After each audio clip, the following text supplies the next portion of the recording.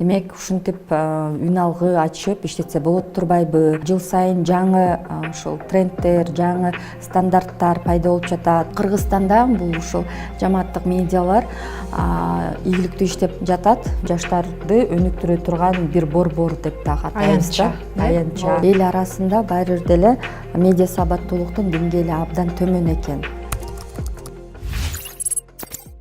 Саламатсызбы, сиз Чекит медиа YouTube каналын көрүп атасыз. Бүгүн биз студияга конокко жамааттык медиалардын бирлиги Назира Жусупованы чакырган болчубуз. Назира айым, саламатсызбы? Саламатсыздарбы? Кубанычтамын чакырганыңыздар үчүн. Ыраазычылык. Сизге да рахмат, убакыт бөлүп бизге келип бергениңиз үчүн. Биз жамааттык медианы ошо аймактардагы кыргыз журналистикасын, кыргыз тилдүү журналистиканы өнүктүрүп аткан бир уюм катары тааныйбыз. Учурда 4 өн алгы 26 мультимедиалык борборлор аймактарда иштеп аткан кези быйыл 10 жыл болуп калыптыр ушул жамааттык медианын. 15 жыл. 15 жыл болуп калыптыр. Бирок силердин вебсайтта 2013 жылда негизделген деп жүрөт. Ошол боюнча кантип ачылып калды, эмне себепкер болду, ошол боюнча кененирээк айтып берсеңиз. Рахмат, ыраазычылык айтам.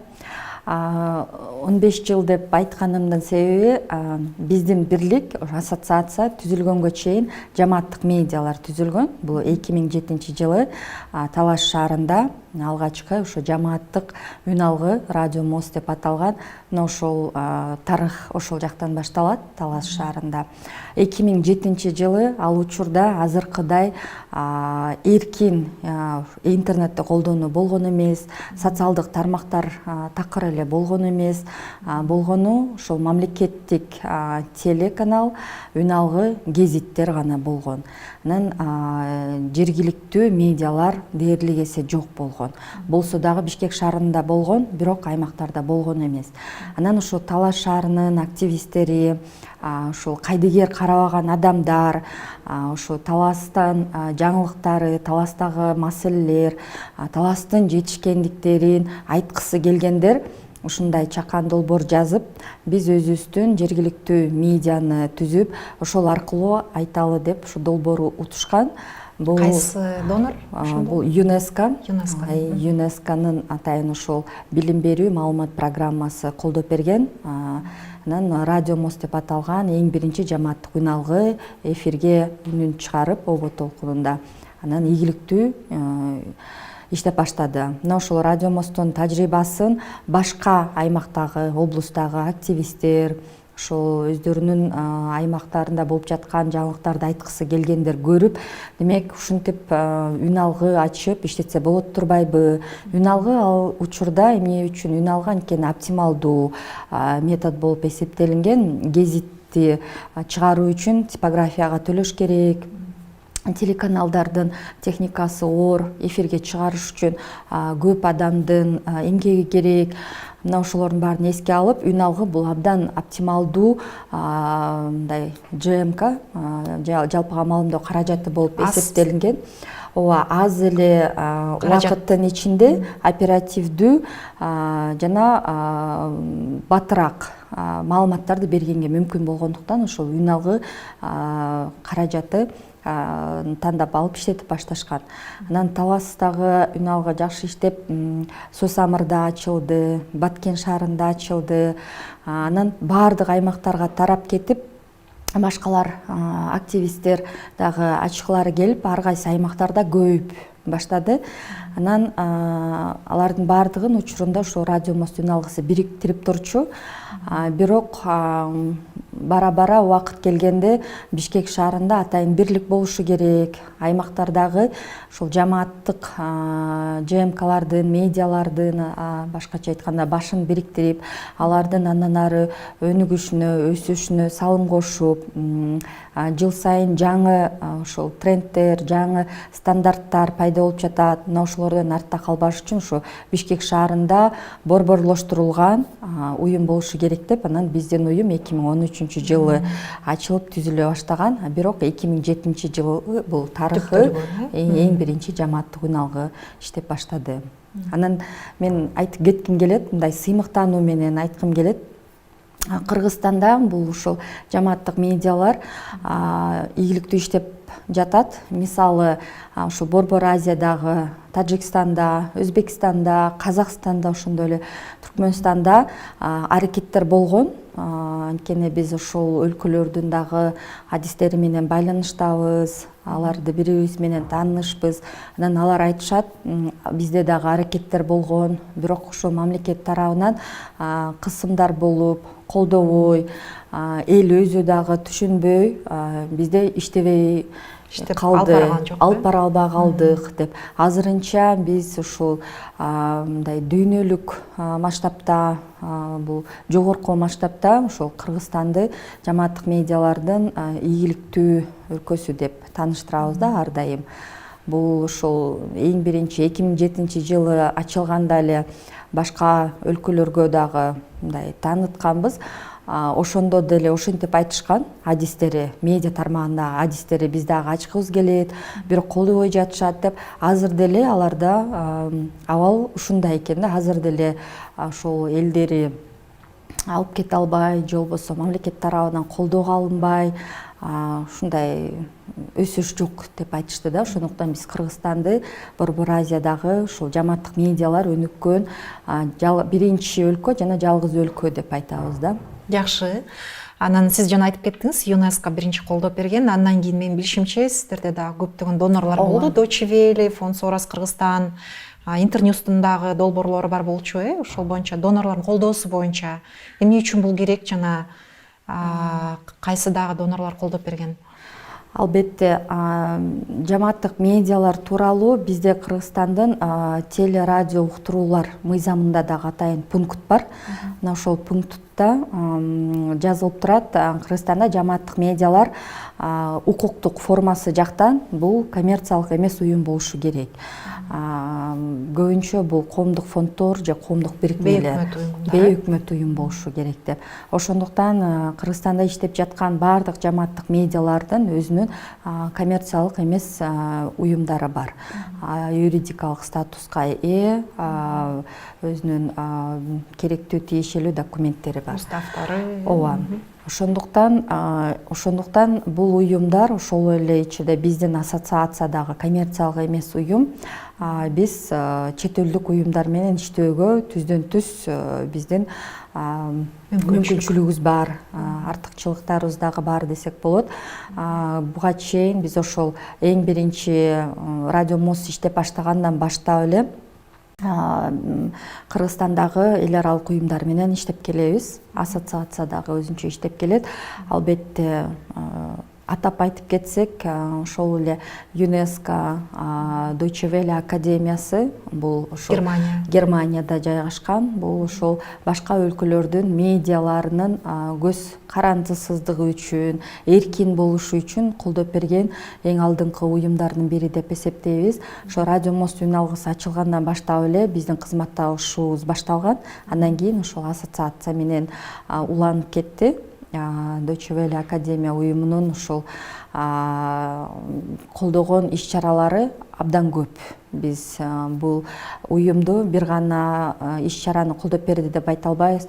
Ошол ассоциациянын институт катары калыптанышына, жамааттык медиалардын өзүнчө институт катары калыптанышына салымы чоң.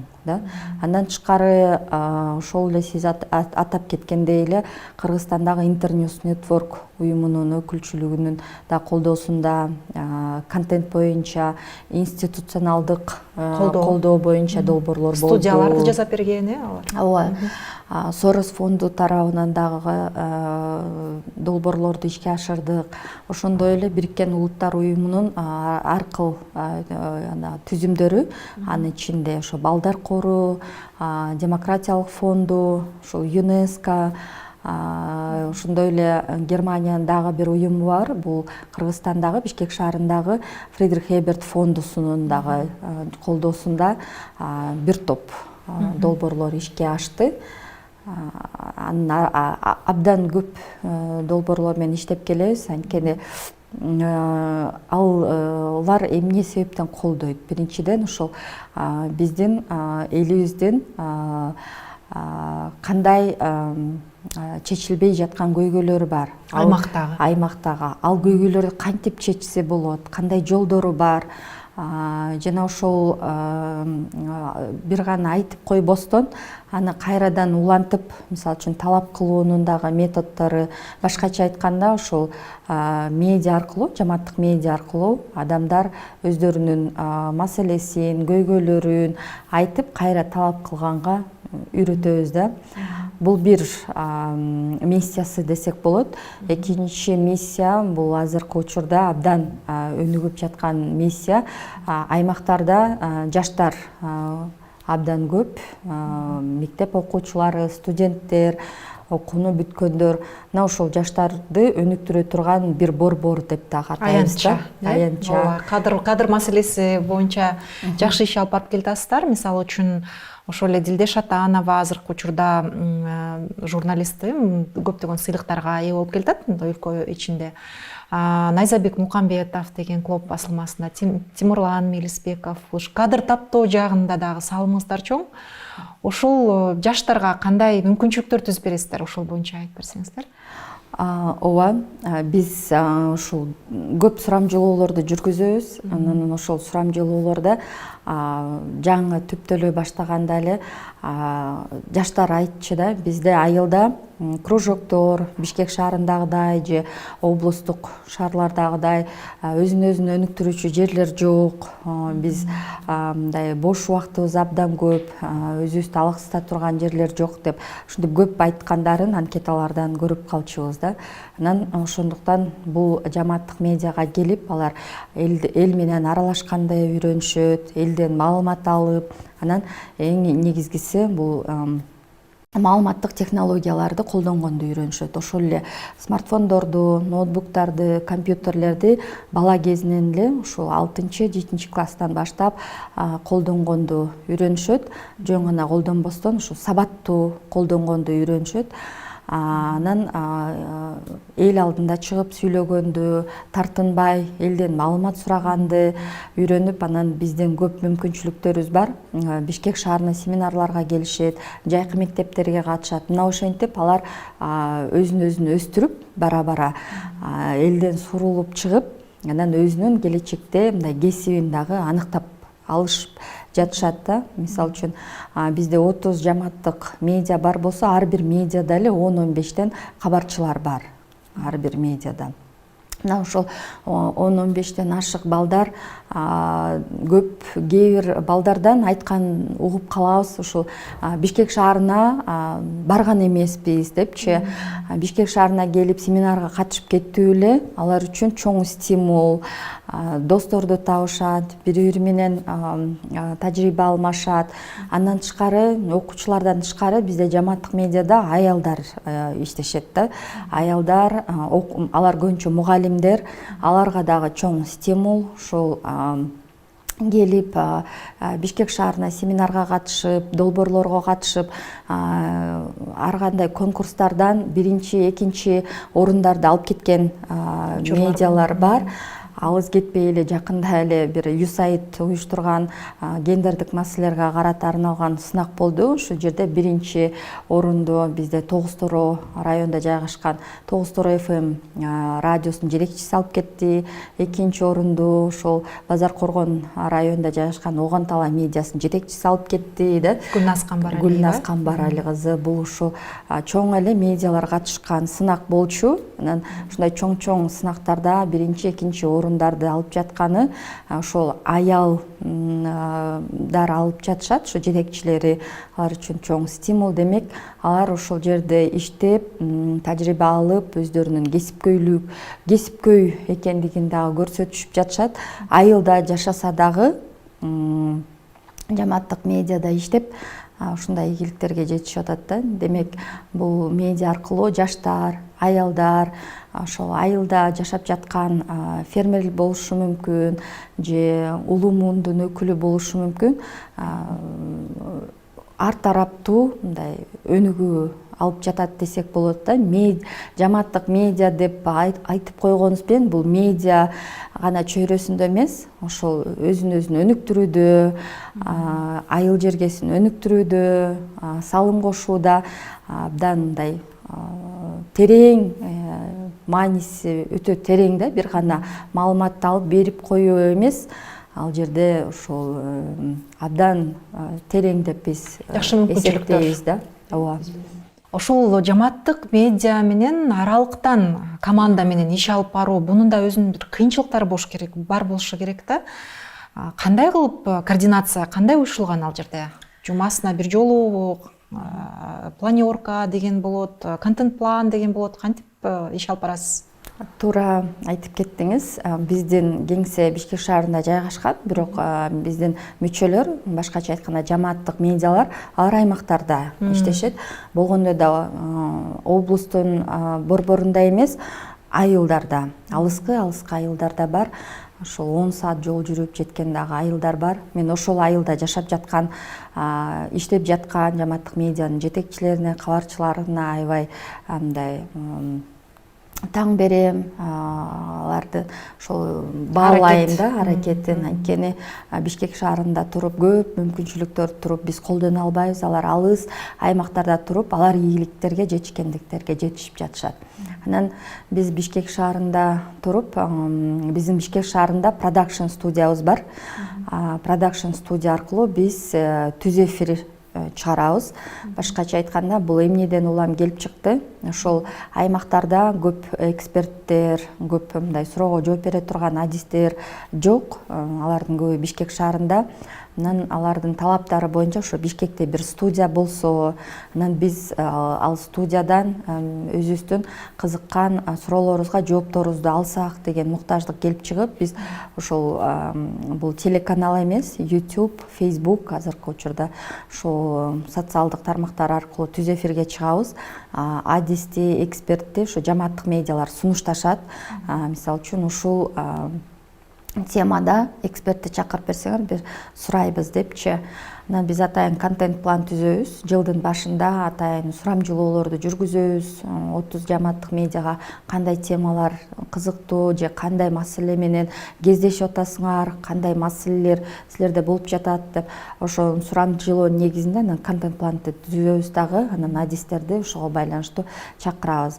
Анан азыр санарип доор болуп калгандыктан байланышуу каналдарыбыз көп. Бизде атайын орусча айтканда рассылка деп коебуз. Ошо рассылканы жөнөтүп турабыз. Ай сайын, мисалы үчүн, көп көрүлгөн жаңылыктар, көп көрүлгөн кызыктуу материалдар болот. Биз ошо топ 10 деп чыгып, аларды сунуштайбыз. Бул айда кайсыл материалды адамдар көбүрөөк окушту, көбүрөөк окушту деп жөнөтүп турабыз. Андан тышкары рейтингтер болот, кайсыл медиа бир айда канча жаңылык жазды деп бири-бирин көрүп турушат. Аларга мотивация бериш үчүн мындай белектер таратылабы? Ооба, биз ошол көп көрүү алган материалдардын авторлоруна бирдиктерди салып беребиз. Андан тышкары рейтингке бир жыл бою жүргүзүлөт. Мындай рейтингке алдыга чыккандарды бизде атайын жыл сайын мыкты жамааттык медиа деген сынак бар. Бул ошо улуттук сынак болуп калды. Биздин ассоциация түптөлгөндөн бери бул сынакты жыл сайын жүргүзөбүз. Мына ошол сынакка дагы рейтинг таасирин тийгизет. Ошол сынактан биринчи орунду 3 орун берилет. Негизи ошол орундарга илингенге дагы бир критерийлердин бири болуп саналат. Андан тышкары мессенджерлерде өзүбүздүн чаттарыбыз бар. Андан тышкары ошол жана түз эфирлер учурларда биз башталганы тууралуу алар билишет, суроолорду беришет. Башкача айтканда, азыркы санарип доорунда байланышуу жеңилирээк болуп калды. Мурда жаңы биринчи жамааттык медиа ачылганда азыркыдай мүмкүнчүлүктөр жок болгондуктан анда кичине оор болчу. Азыр жеңил, кандай гана суроо жаралбасын, байланышуу дароо эле болот, дароо эле маселени чечебиз. Дагы башка аймактарда мультимедиалык борборлорду ачууну пландаштырып атасыздарбы? Негизи жамааттык медианын табигаты кандай да? Жамааттык медианын табигаты эл өзү көрүп, анан бизге керек экен. Биз дагы карапайым калк, бул жерде журналисттер эмес, карапайым калк суроо талап этиш керек. Карапайым калк өзү чечет да. Бизге жамааттык медиа болсо, биздин активисттерибиз, биздин таланттуу балдарыбыз өзүбүз жаңылык жазып, аны ошол окурмандарыбызга берет элек деп өздөрү чечим чыгарышат да. Ошондуктан ассоциация, биздин бирлик эч убакта биз ошол жамааттык медиа, мультимедиа борборду, радиолорду ачууну максат кылбайбыз. Болгону биз ошол иштеп жаткан медиалардын, иштеп жаткан радиолордун тажрыйбасын, ийгиликтүү тажрыйбасын элдерге жайылтабыз. Алар кандай иш аракеттерди жүргүзүп жатат, кандай жетишкендиктер болуп жатат, балдарга кандай таасири бар, ошол жерде жашап жаткан адамдарга кандай таасири бар экенин көрсөтөбүз. Эл өзү чечим чыгарат. Бизде жыл сайын бизге арыз жазып, мүчө болуп кирет элек деп кайрылгандар жыл сайын болот. Биз жыл сайын баардык жамааттык медианын жетекчилерин Бишкекке чакырып, жалпы чогулуш, конференция деп атайбыз. Ушу конференция өткөрүп, 1 жылдык иштин жыйынтыгын чыгарып, ошол мыкты жамааттык медиаларды аныктап, анан ошо жаңы мүчөлөрдү кабыл алабыз да. Анан бул абдан бизди кубандырат, анткени бул таңылоо эмес, ошол эл өзү бизге керек экен деп чечим чыгарганы бизди аябай кубандырат. Ал эми бизге мүчө болуп киргендерге биз аларды жаңылык жазуу боюнча сайтка материал жазып, биз сайт ачып беребиз. Ошолорду окутабыз, биздин мүчөбүз катары биздин долбоорлорго катышса болот, биздин окутууларга, иш-чараларыбызга өстүрөсүздөр, катышабыз да, катыштырабыз. 2021-жылы жазында ушу жамааттык медиалардын бирлиги үчүн медиа сабаттуулук боюнча окутуулар өткөрүлгөн, ошо Интерньюз тарабынанчы. Анан бул иш-чара өзүнүн жыйынтыгын бердиби? Кандай өзгөрүүлөр болду негизи эле ошол тренингтерден кийин? 2021 жылы ошо биздин мүчөлөр, жамааттык медиалар Бишкекке келип, жетекчилери ошол Интерньюздун өкүлчүлүгүнүн колдоосунда 2 күндүк семинарга катышып, ал семинардан ошол медиа сабаттуулук, фейк маалыматтарды аныктоонун жолдору, кантип аныктасак болот, мына ошолор боюнча семинарга катышып кетишкен. Атайын көп материалдар бар болчу. Ошол материалдарды алып, анан 30 жамааттык медиа 30 айылдарда ошондой эле окутууларды жүргүздү да. Бир окутууга 50-60 киши катышып жатты. Ошо 60 киши катышып, жетекчилер проекттер менен медиа сабаттуулук эмне үчүн керек, адамдар медиа сабаттуу болсо кандай коркунучтардын алдын ала алышат, башкаларды да кантип алдын алышат деп, мындай аябай пайдалуу, керектүү компания десек болот, маалымат компаниясын жүргүзүштү да. Мына ошондо биз жыйынтыкка келдик. Эл арасында баары бир деле медиа сабаттуулуктун деңгээли абдан төмөн экен. Анткени ал жерде келип чогулган элдер өздөрүнүн башынан өткөн окуяларын айтып жатышты, суроолорду берип жатышты. Мына ошондо телефон аркылуу, социалдык тармактар аркылуу, мессенджерлер аркылуу дагы деле ошол элдерди алдоо жолдору, акчасын алдап алуу, шылуундардын болгону аябай көп экени билинип, анан дагы деле элдер мындай биринчиден орусча айтканда наивный, кантип айтсак, баяоо сезим, ооба, баяоо сезим, ишенчеккелерин аныктадык. Биздин эл абдан ишенчек келишет экен. Оюнда жаман нерсе жок. Мисалы үчүн жардам керек, акча салып койгула десе, ошондойлорго акча салып, ушундай учурлар болгон. Экинчи мисал, адамдар мындай жеңил акчага, жеңил нерсеге бат берилгендиги дагы көрө алдык. Бул шилтеме менен кирсеңиз мынча сом табасыз десе, бул жеңил эле нерсе да, ошого ишенип, ушундай нерселер аябай көп экен. Анан биз ошондой эле айтканбыз, эл арасында ошол медиа сабаттуулуктун деңгээли абдан төмөн экен. Бул көбүнчө аялдар, улуу-мундун адамдарына, эркектер, анан көбүнчө дыйкан, фермерлер катышкан. Ошол категориядагы элдерди деңгээли төмөн болуп атат да жаштарга караганда. Жаштардын медиа сабаттуулук боюнча кичине деңгээли бар экен. Алар бара эми келечек медиа сабаттуу болот деген ойдобуз. Бирок ошол катмар калып калгандай сезилди. Ошол улуу муундагылар, аялдар, дыйкандар ошол көп катталышканын сездик да. Анан албетте ошол кампаниядан кийин биздин жетекчилер, жамааттык медианын жетекчилери азыркы тил менен айтканда факт чекерлер дей болуп калышты да. Анткени бир маалымат угушса эле айтышат да, бизге сурашат, бизден чалышат, ушундай болуп атыптыр, ошол туурабы, чынбы депчи. Анан бул дагы жакшы. Демек алар ишенишет ошол адамдарга. Ошол ишенип тактап жатканы биринчиден бизди кубандырды. Дароо ишенип калбай, ошо анткени ушундай презентацияларды өткөрүп, мындай кылбагыла, мындай кылгыла деп айткандан кийин адамдар ошол такташ керек экен. Сынчыл ой жүгүртүп калышты. Сынчыл ой жүгүртүп калышты да. Ошол 30 айылда жүргүзүлдү, бирок 30 айылда бир жолугушууга эле 60 киши катышты. Алар үйүнө баргандан кийин дагы 5-6 кишиге айтып, ооба, мындай жайылып кетти да. Анан мындай иш-чаралар дагы көбүрөөк жүргүзүш керек экен. Негизи айылдарда мындай иш-чаралар аз эле болот да. Анан алар өздөрүнүн айыл өкмөт өткөргөн иш-чараларга эле катышпаса, мындай коомдук ушундай нерселер азыраак болуп, адамдар мындай аябай көп келип, суроолорун берип, мен дагы кабылгам деп мындай кызыгып айтып жатканын улам байкаганбыз да. Ал азыр деле улам сайын жаңырар замат, жаңы шылуундар чыга берет экен да. Анан улам сайын айтып туруш керек экен ушундай площадканан болгону. Ошо жамааттык медиалар азыр ошондой площадкага айланды. Бир оор сурай турган болсо, жетекчилерден же кабарчылардан сурашат да, ушундай болуп атат, чынбы деп.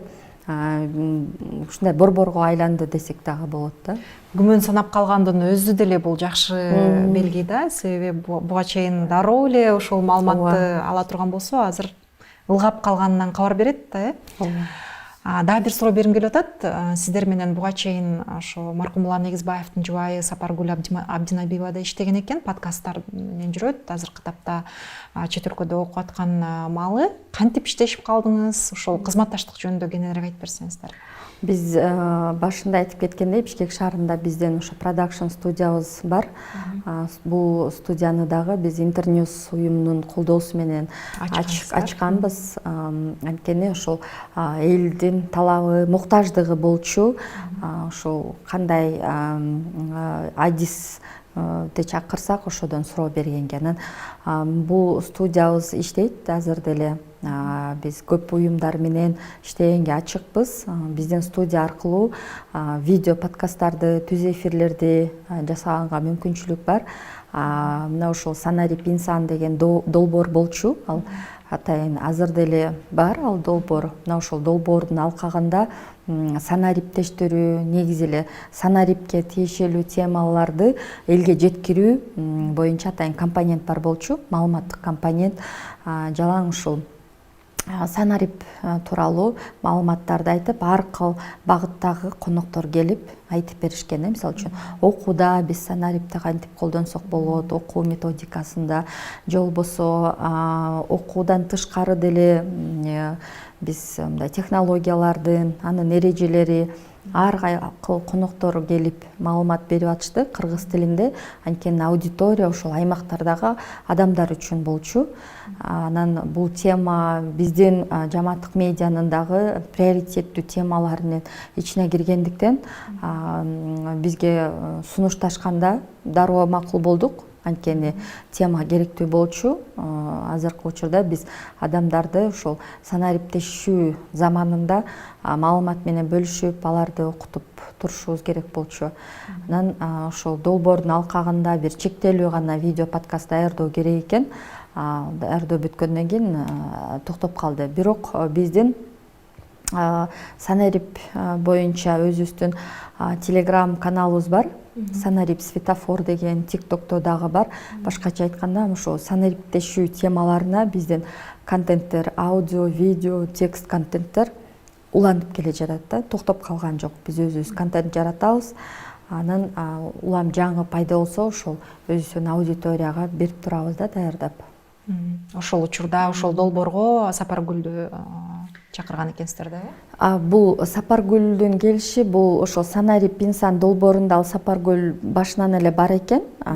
Биз чакырган жокпуз, ал өзү бар экен, өздөрү келип ушундай маалыматтык компоненти тууралуу айтканда биз макул болдук. Болгону биздин колдообуз ошол биздин техникалык аддесибиз, биздин студиябыз, ресурстарыңар. ооба, биз ошо кызматташуу иретинде колдонууга макулдугубузду бердик да.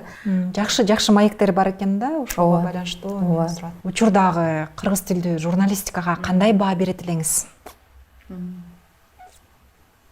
Ошо башында айтып өткөндөй эле, жамааттык медиалар ошол кыргыз журналистикасынын ошол бир этабына кирип, кыргыз журналистикасынын тарыхында өзүнүн ордун алды деп эсептейм.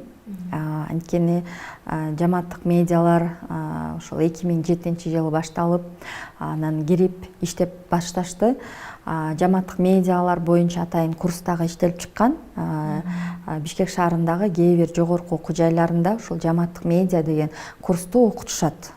Ошол бул кандай медиа, кимдер иштешет, контент кандай жаралат, мына ошол боюнча атайын курстарды студенттер окушуп киргизгенсиздер ошол программага, э? Ооба. Бирок тилекке каршы азыр бардык вуздарда эмес, ошол Бишкек мамлекеттик университетинде, улуттук университетинде окутулуп жатат. Анан кээ бир вуздарга биз конок лектор катары барып дагы окутуп жатабыз. Студенттер, башкача айтканда, журналистика факультетинде окуган студенттер, алар жамааттык медиалар тууралуу билип, анан бүтүшөт да вузду. Анан ошондуктан ошол кыргыз журналистикасынын тарыхында өзүнүн орду бар медиа деп эсептейбиз. Анан медиалардын ошол негизги миссиясы маалымдап, өз убагында анан ошол элдин үнүн жеткизгенге аракет кылууда. Ошол миссияны дагы аткарып, канча деген аймактардагы маселелер айтылып, суроо талаптар айтылып, алар чечилип жатат жана ошол муктаждык болуп жатат. Жыл сайын бизге арыз жазып, мүчө болобуз деп арыз жазгандар эле, демек ошол муктаждык бар экенин дагы көргөзөт да. Бул ошол кыргыз журналистикасынын өнүгүшү деп эсептейм да. Мисалы үчүн ошол жыл сайын ар кайсы жанрлар өсүп атпайбы? Иликтөө журналистикасы же болбосо факт-чекинг деп ошондойлор өсүп жатканы да кубандырат. Анан жамааттык медиалар дагы өсүп жаткандыгы кубандырат. Ошондуктан жамааттык медианын кыргыз журналистикасында орду болуп, кыргыз журналистикасы өсүп жатат деген баа берем да. Менчи бир орунда турган жок. Ошо жыл сайын кандай муктаждык, кандай жаңы тренд болбосун, ошону алып кетип, ошону өстүрүп, ийгиликтерге жетишип жатат да. Кандай гана тоскоолдуктар, кыйынчылыктар болсо дагы кыргыз журналистикасы өсүүдө. Мындай ошол кыргыз журналисттердин дагы эмгеги чоң. Ошол журналистикадагы көп иштеп жаткан жаштар дагы, мурда көп жылдан бери иштеп жаткандардын дагы эмгеги зор десем болот. Ошол кандай мисалы үчүн дүйнө жүзүндө дагы чыгып атышпайбы кыргыз журналисттеричи. Анан мен мактанып кетейинчи деп койбоймбу? Мактаныгыз. Мен азыр быйыл адам укугунун кабыл алынышына 75 жыл болду. 15 жыл мурда экен. Ошо биз Радио Мост жаңы түптөлгөндө чоң конкурска катышканбыз. 60 жылдыгына арналган. 60 жылдыгында болчу да. Адам сатуу боюнча темада атайын макала даярдап, анан катышканбыз. Анан ошол макалабыз жеңип чыкканда анан жыйынтыгында айтышты 102 өлкөнүн ичинен катышкан экен, 102 өлкөнүн ичинен бир 180 журналист катышкан экен. Анан Кыргызстандан жалгыз бирөө барды, Казакстандан бирөө барды, болду. Калгандардын бардыгы Африка өлкөлөрүнөн, Түштүк Америка өлкөлөрүнөн, Түндүк Америка өлкөлөрүнөн, жада калса Орусиядан да келишкен эмес да. Бул дагы ошол кыргыз журналистикасынын күчтүүлүгүн көрсөтүп, анда дагы ошо Радио Мосттун атынан барганбыз. Кайсы өлкөдө болду ошондо? Бул Францияда болгон, Парижде. Ошо адам укуунун 60 жылдыгы белгиленген. Анан ошо адам сатуу темасы болчу да. Азыркы ошол учурда ошо адам сатуу маселеси курч туруп, ошону алып чыккан болчубуз. Демек, ошондой дүйнө жүзүндө ушундай ийгиликтерге жетип жаткандыктан кыргыз журналистикасын мен аябай мындай абдан күчтүү журналистика деп эсептейм.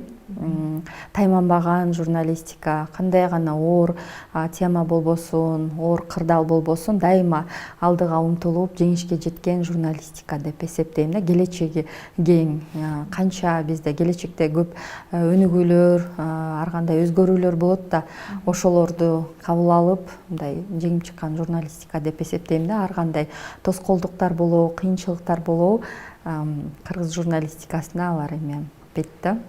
Тоскоол болбойт да, жеңип келет да. Бул адамдар, мындайча айтканда, ошо адамдар да, иштеп жаткан адамдар. Мен бул суроону буга чейин корреспонденттардын баарына берип келатам. Сиз үчүн журналистика бул эмне? Мен үчүн, Жеке өзүңүз үчүн, жамааттык медиа үчүн эмес. Ооба, журналистикага мен мындай аң сезимдүү келгенмин, ойлонуп келгенмин, жана даярданып келгенмин да. Анткени ошол бала чагымда эле, мектепте окуп жүргөндө эле мен өзүмө ошо бул мен журналист болом деп максат коюп, мектепте, университетте окуп жүргөндө эле даярданып, мындай аркыл багыттуу адам болуш керек деп көп окуганга аракет кылдым. Анткени ошо журналисттер бул аркыл багыттуу адамдар болуш керек, тилди билиш керек, мисалы үчүн ар кандай багыттагы адамдар менен сүйлөшкөндү билиш керек. Ошого өзүмдү аябай даярдап анан кийин келдим деп эсептейм. Анан бул кандай десем, бул жан дүйнөңдүн, кыргызча айтканда мындай жан дүйнөңдүн, орусча айтканда зов деп коет го, мындай чакырыгы да, жан дүйнөңдүн чакырыгы. Бул нерсени сен Самап, мындай жан дүйнөң каалап турат да. Мисалы үчүн ошол макала жазуу, макаланы чыгаруу, бул адамдан маалымат алуу, тигил жаңылыкты жазуу, бул ошо жан дүйнөң каалап турат да. Сен ошо жан дүйнөң каалап, анан кийин жазып, анан кийин эс аласың да. Мен үчүн ушундай. Кээ бир адамдар үчүн бул кесип болушу мүмкүн, келип жаңылык жазып чыгарыпчы. Анан мен үчүн бул ошол жан дүйнөңдүн чакырыгы, рахат ала турган нерсе. Жазыш керек болгон темалар болот, сүйлөшкүн келген адамдар болот. Ошолордон алыш керек бул деп эми бул кандай мындай өзүңдү эмес, мындай коом талап кылып жаткан, азыр коомго керек, буну чыгарыш керек деп жан дүйнөң талап кылат да. Коом билиши керек, коомго керектүү нерсе деп жан дүйнөң айтат, анан ошону жазып, анан чыгарасың да. Негизи эле журналист айымдардын эмгеги жана иштөө принциби мырзалардыкына караганда принципиалдуу айырмаланып турат. Ошол боюнча дагы сиз үй бүлөлүү, бала чакалуу журналист катары мен билем, ошо кош бойлуу кезиңизде деле аягына чейин баягындай семинарларга катышып жүрдүңүз. Кантип ушул эки багытты тең бирдей алып кетиш? Мен тескерисинче кубанам. Бул журналистика биздин уюм ошол коммерциялык эмес уюмдагы болуп иштейбиз да. Ошол сен кош бойлуусуңбу, же болбосо ооруп калдыңбы, мындай бизде ийкемдүү график да. Иштей бересиң, азыр Алыстан иштей алыстан иштей бересиң. Декреттен түшүнүк жок. Ооба. Мисалы үчүн ошол эмгек өргүүсү деген түшүнүк жок. 30 күн болду өзүңдүн иш ордуңду жаап коюп кете бергидей. Ошол кайсыл жакта жүрбөсөң дагы ноутбугубуз ар дайым жаныбызда. Каалаган учурда жумушубузду бүтүрүп, каалаган учурда маанилүү маселелерди чечип, кеңге мүмкүнчүлүк бар да. Мен ошон үчүн аябай мындай барктайм. Бир орунга биздин жумушубуз байланган эмес да. Бир орунда Эртең менен 9-да офиске кириш керек, анан 6-да кетиш керек деген түшүнүк таптакыр жок. Ошол нерсе жакшы. Адамды бир орунга байлабаса, адам мындай өсүп өнүгөт экен да, эркин сезет. Ошондуктан бизде дагы чыгармачыл адамдар, журналисттер, чыгармачыл адамдар да өзүнө мындай ылайыктуу жерде отуруп деле иш алып барышса болот. Анан ошондуктан ушул чөйрө жагат. Кош бойлуу учурда деле бала кичинекей кез болсо деле иштегенге мүмкүнчүлүк бар экен. Иштеп жүрө бересиз. Ооба. Эч ким биздин чөйрөдө ошол биз бала менен келип калабыз кеңсебизге. Биз өзүбүздү гендердик сезимтал редакция деп эсептейбиз. Кеңсебиз чакан болсо деле ошо балдарга атайын бурч түзөлүү деп пландап атабыз. Кичине чакан болсо деле ошо балдарга, айымдардын өзгөчөлүктөрү болот. Аларга дагы өзүнчө өзүнүн муктаждыктары болот. Айымдардын ошолорго да өзүнчө бурч, балдарга өзүнчө бурч, өздөрүнүн өзгөчөлүктөрүнө карап анан мамиле жасаганга аракет кылып жатабыз. Рахмат сизге, Назира айым, убактыңызды бөлүп келип бергениңизге. Жамааттык медиалардын бирлигине ийгилик каалайм. Кеңейе бергиле, өсө бергиле, аймактагы кыргыз тилдүү журналистикасынын өнүгүшүнө салым кошо бериңиздер. Рахмат. Сиздерге да ийгиликтерди каалайбыз. Дагы бир жолу рахмат келип чакырганыңыздар үчүн. Сиз Чекит медиа YouTube каналын көрдүңүз. Бизде студияда конокто Назира Жусупова болду. Сиздер менен мен Асия Сооронбаева болдум. Көрүшкөнчө.